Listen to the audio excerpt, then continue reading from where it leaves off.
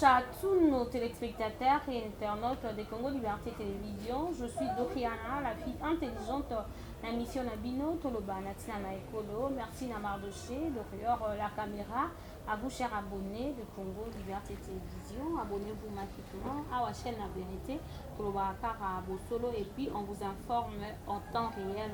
Messieurs, dames, l'actualité à Kosola, vraiment, ils allaient belé à travers cette émission. Tokolobela, mais ma situation sécuritaire, il y a beaucoup on va toujours continuer à Kolobelango jusqu'à ce qu'il n'y ait pas d'école au Congo.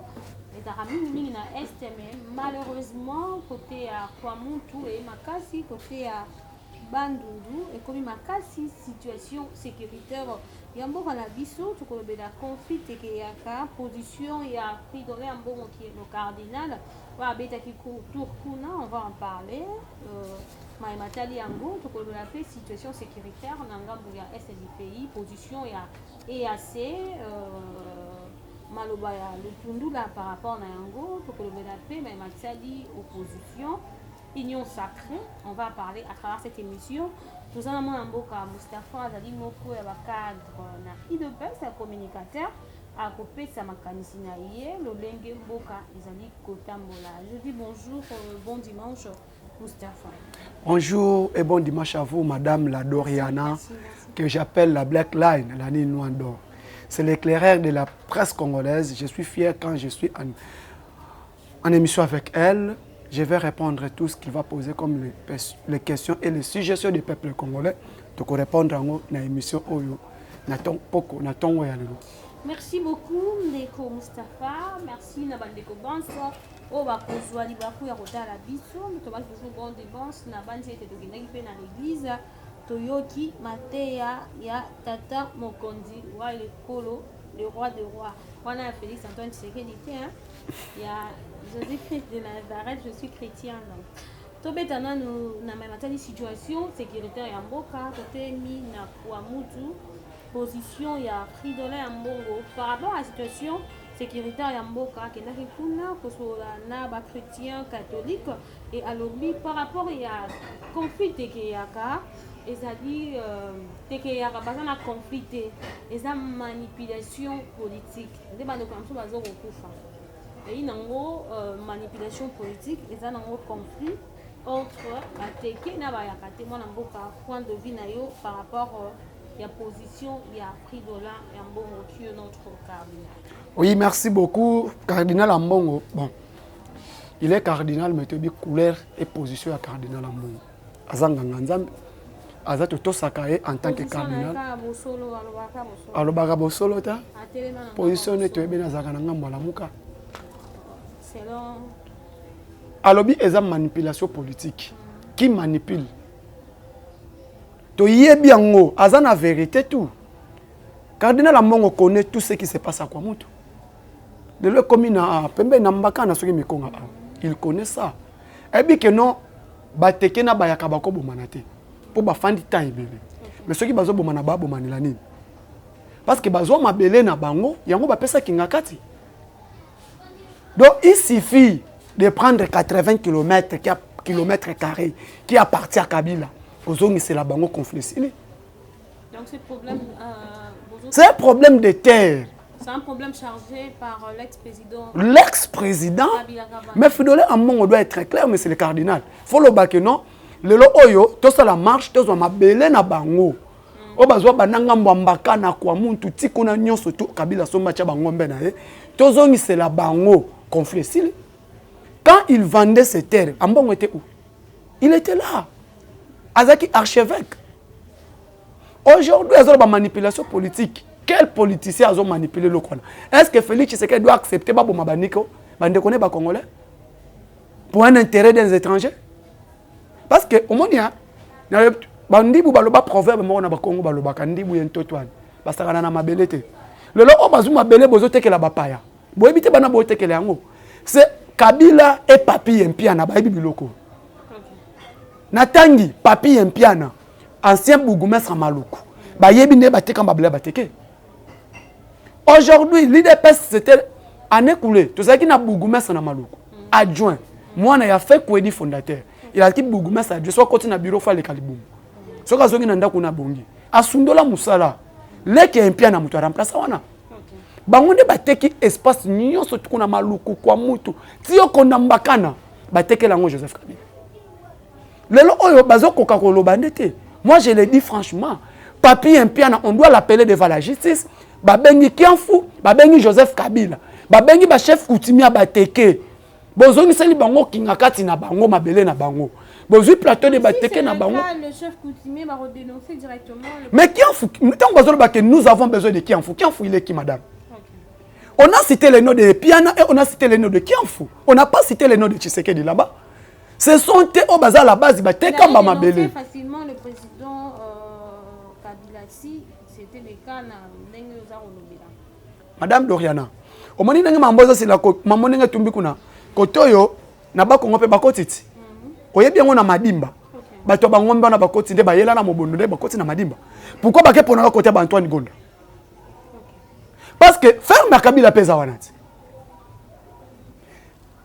Nango tozoloba il faut être prudent avec les problèmes de terre. Les terres est sacrées. Mais bana Israël, babundela mabele na bango. Les bateke et les bayaka, eza mabele na bango, Kabila abotola. Ceux qui bazongi seli bango mabele na bango wana, et l'eau qu'on appelle esili. Eza l'homme soutien. On doit arrêter Kianfu, on arrête un piana, bakangi bango tout. La situation na bamobondo baye bazoboma, eza repoussa na l'insécurité, ezo ya malembe eza repoussa na ezo comme petit na ville province à Kinshasa. On a vu qu'on a renforcé aussi bayi policiers, bayi jana, batobele bake kuna mais batu ba reconstruire ka rekufa pour trouver solution na situation na par ya président de la République. En tant que commandant suprême, le chef de tout les pouvoirs traditionnels sur les choses. Là, je t'informe. Président Zana Brazzaville, à quelque chose pour na mambonio surtout. Fatih ne dort pas, mon cher. Tala, Dieu a fait grâce, tu dois Fatih comme président. Malgré l'économie, malgré tout ça, ndengake parce que mambo ebandi kuna mabele wana ba Rwandais. Il y a aussi des terres car on côté kuna bandundu, on était informé de ça depuis.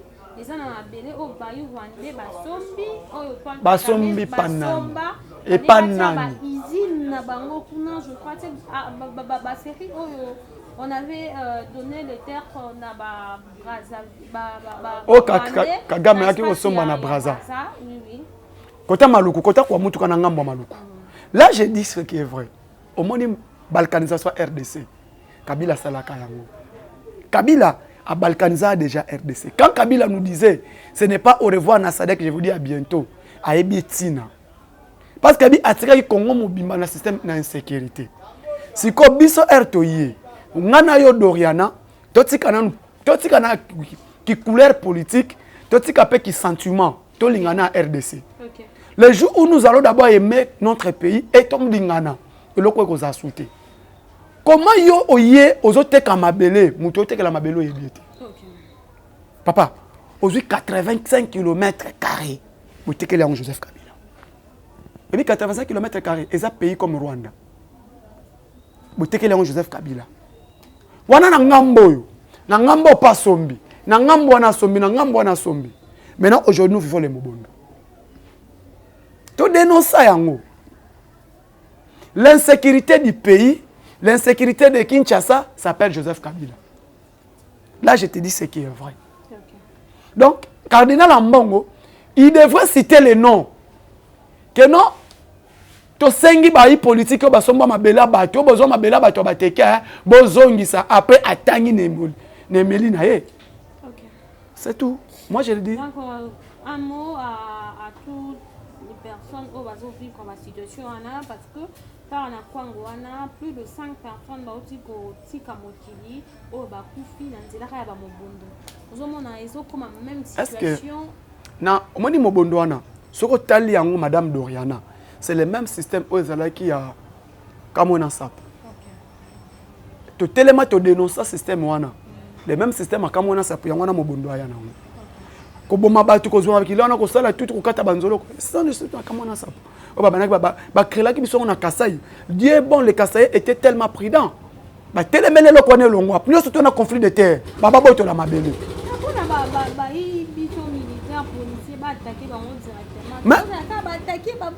te bazo ko attaquer bango totali bango ba transcom obimba tala bashika ba garde républicain o batindi kuna bakangi plus de bakangi bango plus ou moins des transco ba che bango na mutuka ba yena bango Kinshasa ba kena bango na bango te ba yena bango Kinshasa et puis madame Kodoriana ils ont récupéré des armes alors des AK-45 des AK-47 pas ba mobondo bazuli yango wapi les armes à feu et les armes lourdes, les lance-roquettes et bimina ngamba ba mobondo bazuli yango wapi mobondo kozula minduki wana wapi yango nazolo ba ke non les politiciens sont dedans en même temps on doit citer c'est quels ces politiciens le autologie ba acheter les terres na ba Congo est-ce que ba c'est di ba Congo mabelanga ke kosoma na ba Congo pour ça la ngoni nani mabele en tant que madame au moins le koso bomboka na biso un politicien resté politique oyoka wapi Obama au pouvoir que soma mabele mo man États-Unis oyoka wapi nani Emmanuel Macron ferme à 80 km mabele Macron oyoka wapi nani Sarkozy ancien président ferme mobimba 80 km mabele Sarkozy ça se passe seulement au Congo. Est-ce que Batu Bacha na kati basalo nza banana sont des Rwandais. Aujourd'hui, quand un système oyo to ko attaquer avec quel appareil sécuritaire au Kabila tikela kibiso. Merci, nous continuons avec cette émission. Je crois que Bandego va biso va comprendre même fait nangambu pe ya IDPS zape na baï politique au bema kosomba mabele ici à Kinshasa asombi tanga mutu. Nous continuons avec cette émission. Tanga na kolekate na kati ngambo ya IDPS tanga nani asombi mabele na Kinshasa zo ke somba mabele ya baï azanga moka baï ya IDPS nani avant Dakar, na concession. Il y a l'État. Concession à nani? Il y a nani? On limite le pont. Nous avons le pont. Non, madame Dorian. Concession à combien d'hectares? 1, 2, 3. À Sangisi, Bafoute la Kuna. Nani? Ah. Vous êtes les journalistes d'investigation. Je vous aime trop. Pour la vérité. Tangaba au Kangote. Oh. Nous sommes dans un état de droit. Nani asombi Kabundi. Oyebi Kabundi. Kabundi est de l'IDPS. Tobengana it. Kabundi n'est pas de l'IDPS. Tobengana it. Kabundi lupango asombi wana ma. Kabuya.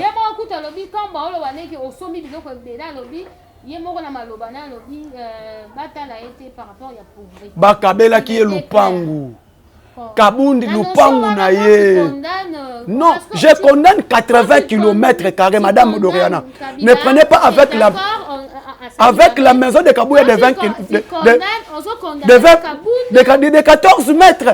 14 mètres, non. Kabouya, sa maison est 14 mètres. Non, je vais d'abord te répondre là-bas. Kabundi, non. Kabundi, si il a des carrés miniers, l'État yebi tina. Oui, l'État yebi quoi il va relancer là. Le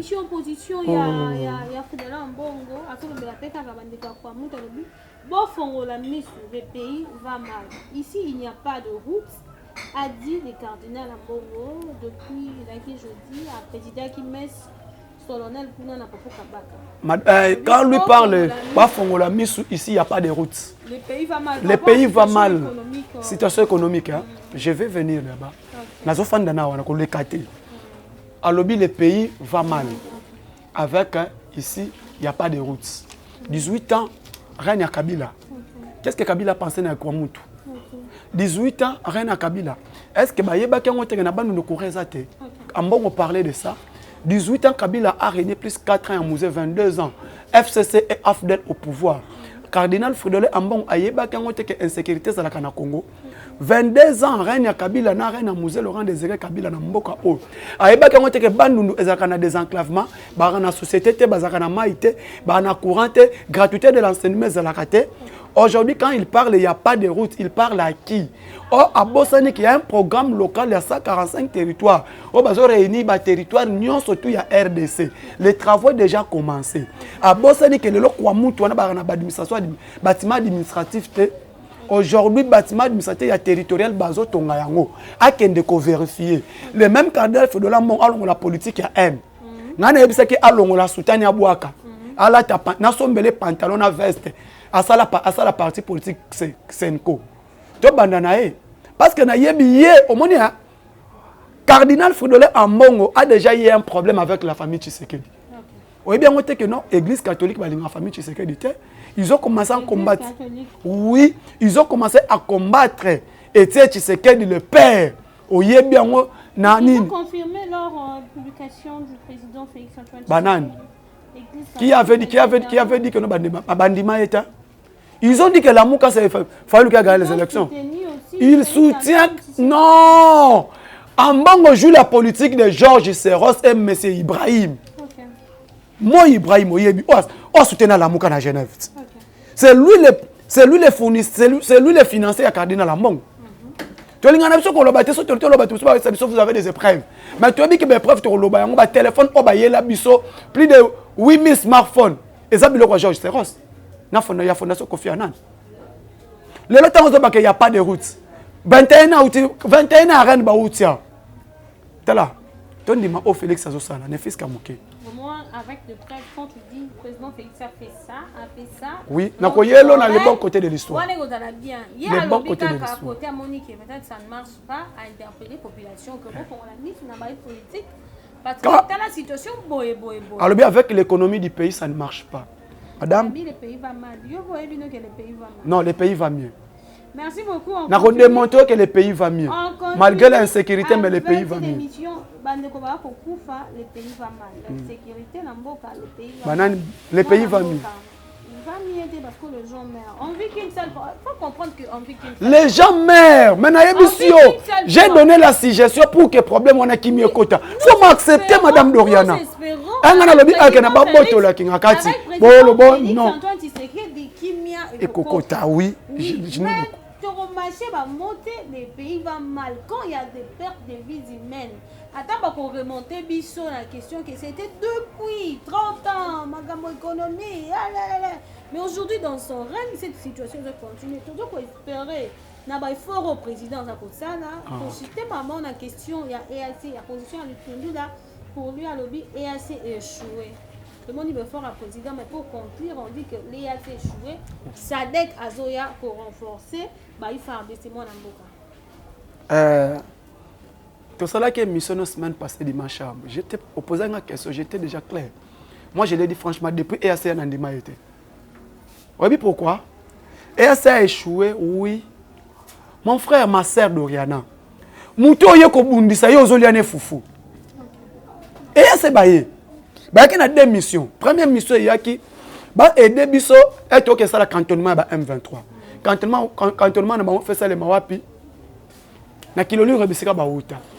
Échanger. Baboy ba cantonner bango. Mbala moko. Faut quoi attaquer. Baba qui na deux missions. Mission cantonnement na mission attaque. Ceux qui cantonnement na baboy ko déposer ba arme bazo rebisika ba uta qui on doit les attaquer. Mais bango ba yebo ba na mission ba changer sur terrain. On ne va pas attaquer.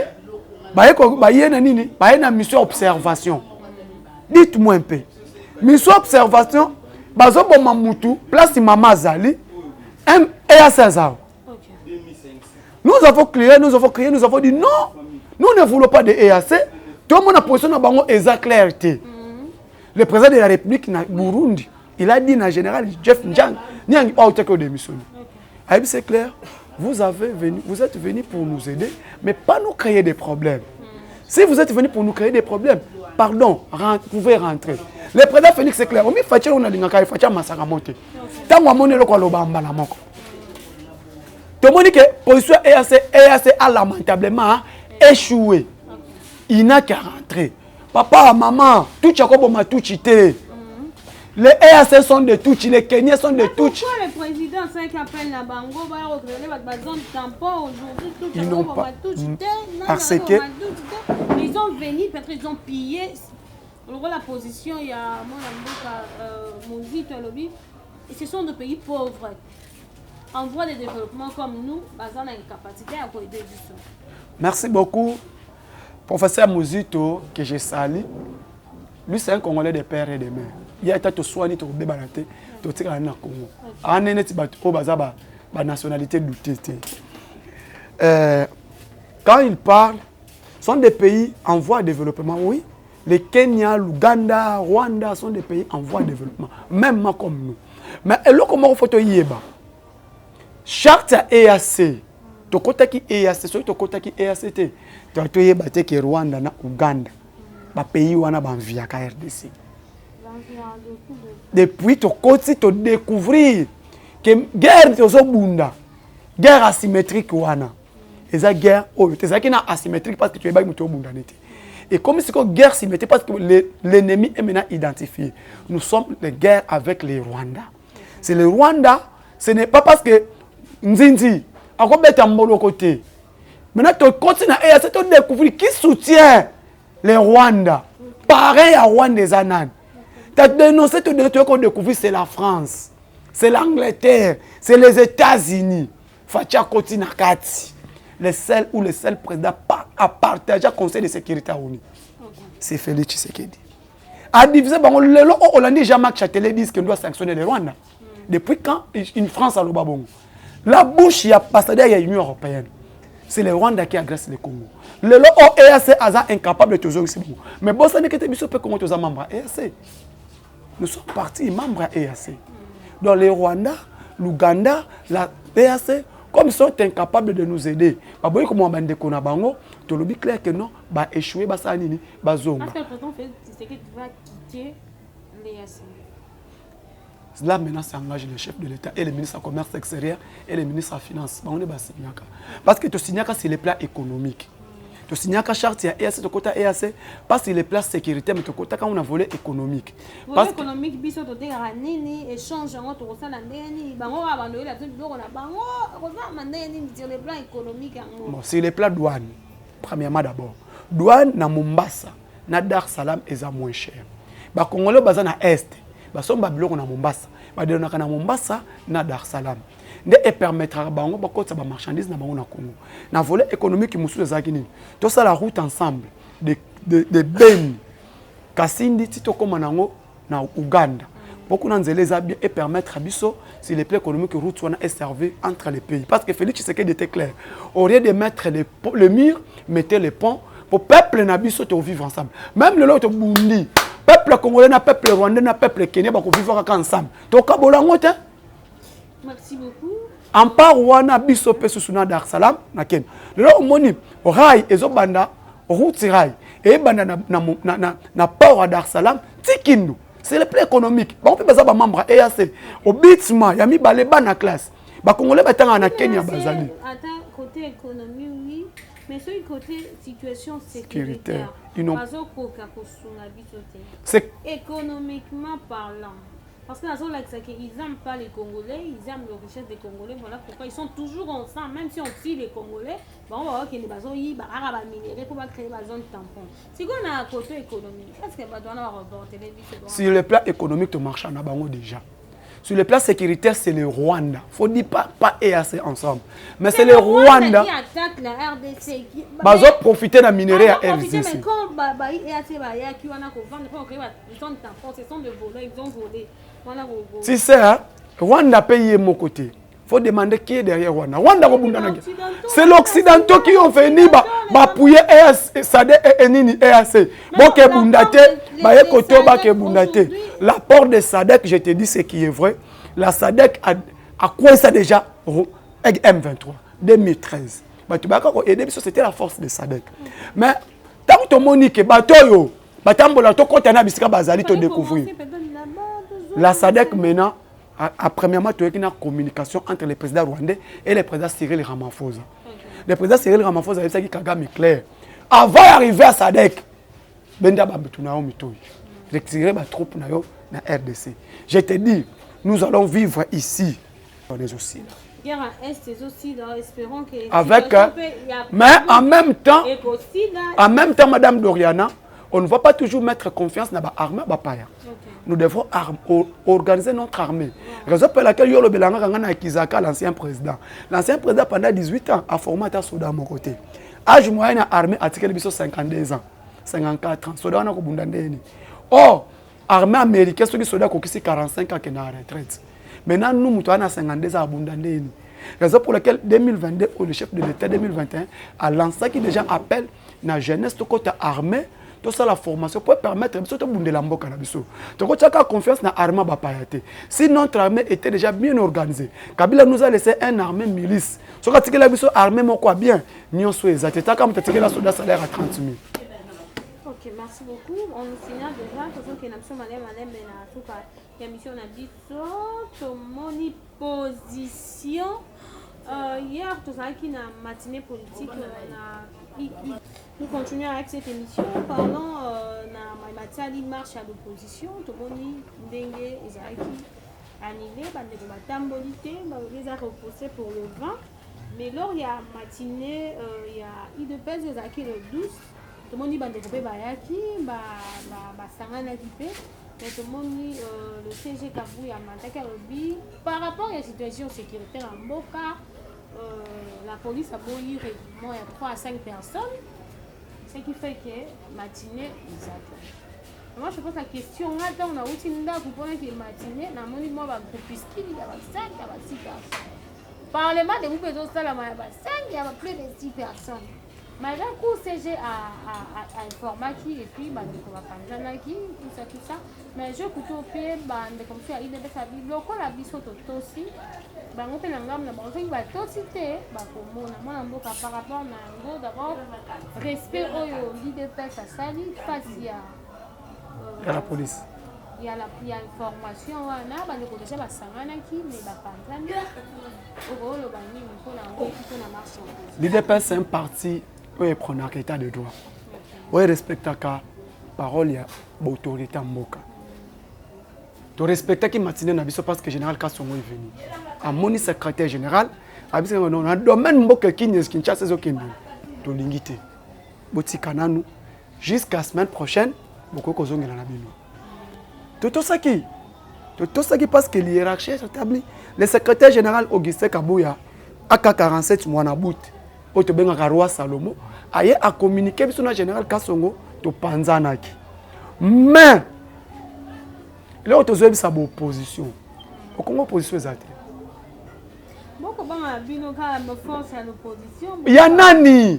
Tokobanga nani. Madame, quelle opposition? Plus de 5 personnes. Information Bayaki to panzana. To panzani. L'opposition, ils sont en opposition nini. Opposition, ils sont nini. Oh déjà, opposition à la parole. Nani? Nani? Moïse Nani? Azala Wapi? Il est qui? Étranger? Madame, Moïse, moi je suis comme Moïse Katumbi. Surtout le mambo Congo, il y a des Congolais qui sont mambo Katumbi. Aza Congolais. Il y a mis balai. Ne nous parlez pas de quelqu'un qui s'est enrichi plus que la province. Parce que Katumbi a rendu la province de Katanga pauvre. Grand Katanga à l'époque. Aujourd'hui, la province qui a Katanga est liboso grâce à un gouverneur. Au bazar, on a battu mon vision Mokonzamboka. Madame Fifi Masuka, que je vois est en train de se battre avec Kabula. Mais ne me dis pas que Katumbi dans la province de Katanga a tika tongate. Mutu oyo akekota cascade. Pour ma sangue kota Katanga te yozo biso mutu wana ndeye mutu. Yo bato ozo ba ke électeur na so disait tu es congolais.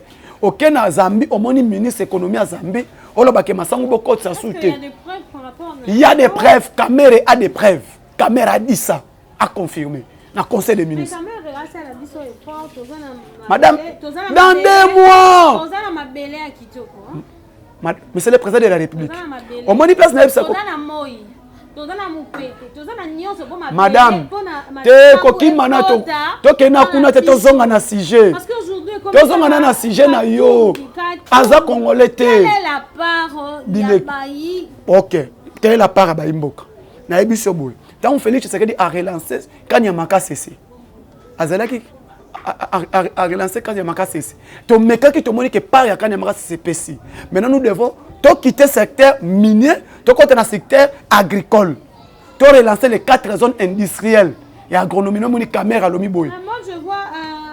Tu y a une situation sécuritaire. Il y a moko ya politique Vital Kamerhe azana espace à monene alo na bilanga alo na ranyo azoteke la mboka to so encourager maman Amida je l'encourage na ferme nae je féliciter pe maman Olive nani maman Olive Amida piller te bango ba piller maman Olive azana eloko te azunio surtout ba piller na Congo mais madame Amida de ses propres efforts na pensé madame excellence avait pas économie na ba propre effort na a lancé faut encourager c'est un Congolais ba tout luka l'état tu encourager mais to yé opposition exacte mais ça n'opposition ba l'opposition marche quand l'opposition va pousse Sabino c'est l'opposition fait ngai le 20 biso tu vas na marche le 20 biso ba parlementaire debout tu vas na marche le 20 to bimana balabala pendant qu'on soutenir gouverner pendant qu'on soutenir CENI dans processus électoral déjà quitté l'État déjà quitté la gare,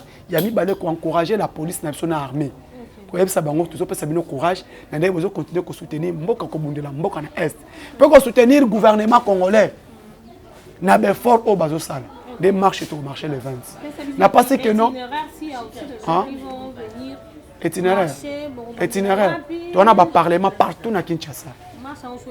Biso na zandu ngai en tant que coordonnateur et parlementaire de bois grand marché na obanda zandu na kitina batu na ngana bimi hôtel de ville to baluki déjà organisé chacun au marché chaque parlement ba ko bima na nenga ba komba sangana to yeto kutani wapi na palais du peuple voilà le 20 est tombé samedi bango ba tseki bango le 18 ce qui ba bimi le 18 ba bimi le 20 to bebani na balabala bango c'était pour l'opposition le 18 n'a communiqué à hôtel de ville va marcher le 18 maintenant ça bango pe ba ne loko ba ko revendiquer parce qu'aujourd'hui vie cher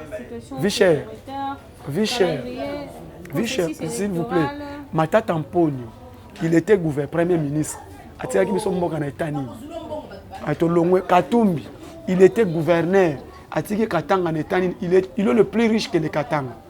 So mutandeng wa totika bango basa marche. Les marches pacifiques les articles 64 de la Constitution mais bato bazo marcher bazana les soir kopesa ba Congolais. C'est ça qui va faire marche un rebelle. Il a tué des Congolais, il y en a bimana balabala ko la marche. Quoi ça? C'est dit n'importe quoi.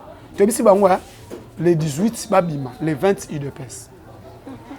Merci beaucoup Abi les 18 babima, le 20 mais loi Chani peut te retambola nango des pères et des mères, Madame Doriana, des pères et des mères. Mikolombo t'es comme des pères et des mères, bonjour. Quand tu n'es pas un Congolais des pères et des mères, tu as une nationalité comme on a Zig. Ça la marche. Il a des nationalités Zig. Zambien, italien, grec. À 5 marche, à 5 élections Congo. Non. Il doit rentrer au Zambie chez ma mère naïe, soit en Italie, pas papa naïe. Wana Moussou c'est un Rwandais. LGD. LGD. Ancien premier ministre Lunda Bou nous a dit j'ai connu Matata Mponyo comme jeune ambassadeur rwandais, comme premier ministre na Congo. L'autre là c'est un rebelle. Martin Fayou, le Congolais de Terre. Non, c'est un Sénégalais. Merci beaucoup. Nous sommes arrivés à la fin de cette émission. Un mot n'a pas eu. Les spectateurs, mais Congomani, Rwandais, Ougandais, mais de bon, au sauter le Komoko, est-ce que Madame Donana, bon, les internats ont posé question. Toi, tu es le bon côté de l'histoire? Comme il y a un bon côté de l'histoire. Moi, je suis le bon côté de l'histoire parce que la gratuité de l'enseignement, programme militaire, les militaires qui touchaient 30 000, aujourd'hui 270 000, l'insécurité, on négocie dans le Rwanda, aujourd'hui tout négocié. C'est ça les bons côtés de l'histoire. L'économie du pays extraverti, c'est ça être les bons côtés de l'histoire. Programme de développement local à 145 territoires, c'est ça les bons côtés de l'histoire. Vous, je ne sais pas, tu es des mauvais côtés de l'histoire ou tu es les bons côtés de l'histoire. Balandi le bon côté de l'histoire, C'est ça les bons côtés de Merci l'histoire. beaucoup pour les bons côtés de l'histoire. Nous sommes arrivés à la fin de cette émission. Un mot na batunos bakolanda biso na bato bana ba ennemi na biso na bato ba pour biso. Je crois que Congo Liberté passera vraiment partout. Ba Rwanda pe bazali bakolanda biso na Congo Liberté. Message pour nous. Merci beaucoup ma chère Kombala. Tu connais tu comme Nasuka. Merci beaucoup mais soyez des bons côtés de l'histoire. Donc quand je dis soyez des bons côtés de l'histoire, soyez des côtés de l'UDPS et des côtés de l'Union sacrée. Quand je parle bien des bons côtés de l'histoire, aujourd'hui, l'article 43 de la Constitution chez Félix Tshisekedi, en tant que les bons côtés de l'histoire, tu l'as moussi, la Constitution, gratuité de l'enseignement, les bons côtés de l'histoire, programme local de développement 145 territoires, il y a un relancé en haut. Dans toute étendue de la République, Moutoutou Azo vivre en haut. C'est ça les bons côtés de l'histoire. Les bons côtés de l'histoire, le lo oyoyo, bato baloba qui guerre à Est, et si la canne en négociation, avec les bons côtés de l'histoire, Félix Tshisekedi a beau mixage na brassage. C'est ça être les bons côtés de l'histoire. Être à bon côté de l'histoire, Moutou ayo kaka souci à peuple congolais. Être des bons côtés de l'histoire, soutenir les Congolais de père et de mère comme moi, avec madame la journaliste madame Doriana. Nous sommes au bon côté de l'histoire parce que nous sommes des Congolais, des pères et des mères. J'ai dit plus de 143, 89, 86, 52, 097. Plus de 143, 89, 86, 52, 097. Tout ce qui soutient à Bino Bobenga Biso, na numéro 1 GD, je vous remercie. Merci beaucoup, mon amboka Mustapha. Azali moko ya cadre pour la communicateur. Il y a eu de passe, on te soli Maïmatali et pour le Congo, situation sécuritaire en RDC. Tout soli pe maloba ya cardinal Ambongo par rapport à la situation sécuritaire, conflit TKA, tout soli pe position à Bitundu là par rapport à EAC, là Maïmatali opposition marche pour les gens qui repoussé pour le vent. Messieurs dames, restez branchés. Merci na Mardoché derrière la caméra, à vous chers abonnés. Je vous dis au revoir et à la prochaine.